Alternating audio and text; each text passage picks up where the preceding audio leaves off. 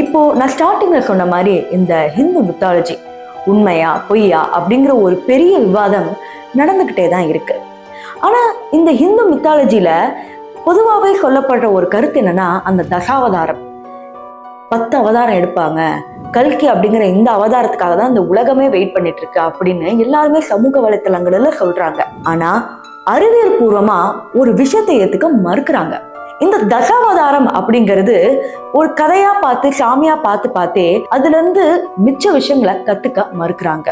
இந்த 10 தசாவதாரத்தை பார்க்கும்போது முதல்ல மீன், அதுக்கப்புறம் ஆமை, அதுக்கப்புறம் அடுத்து வராகி இப்படின்னு போயிட்டே இருக்கு. இது உங்க எல்லாருக்குமே தெரியும்.